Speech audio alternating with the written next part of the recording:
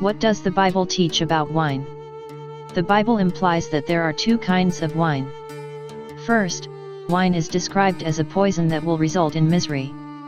This is called mixed wine, Proverbs 23:29-30, strong drink, Isaiah 28:7, venomous poison, Proverbs 23:32, Deuteronomy 32:33, wine of astonishment, Psalm 63, mixture, Psalm 75:8, the cup of trembling, Isaiah 51:17, and the wine cup of fury, Jeremiah 25:15.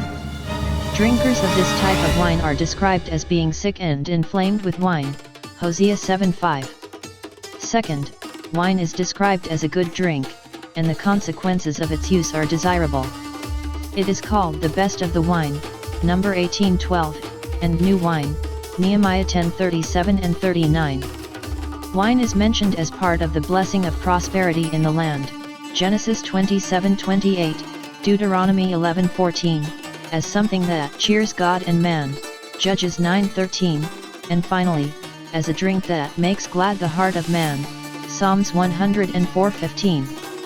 We should reject intoxicating wine because it brings violence and misery, Proverbs 23:29. Second, we should reject intoxicating wine because it turns a man away from God, Isaiah 28:7.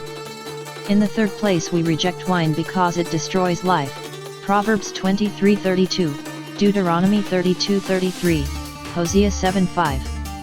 The fourth reason for rejecting wine is that its use leads to condemnation, Isaiah 5:22, 1 Corinthians 8:10. And finally, we reject wine because it leads to eternal ruin, Isaiah 51:17 and 22, Jeremiah 25:15, and Revelation 14:19. On the other hand, the Bible teaches the benefits of wine. It was used as an offering to God, Numbers 18:12, Nehemiah 10:37, Leviticus 2:11. A second good result of wine is that it quenches thirst.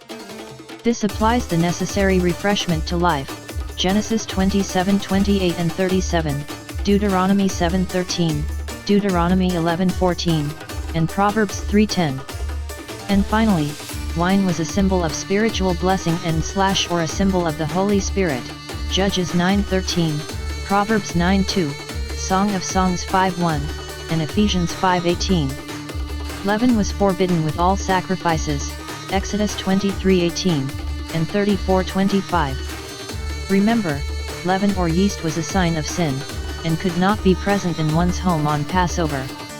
Since leaven was used to make wine intoxicating, we can only assume that intoxicating wine would never be used in offering to God. Therefore, God's children should abstain from intoxicating wine. Subscribe for more.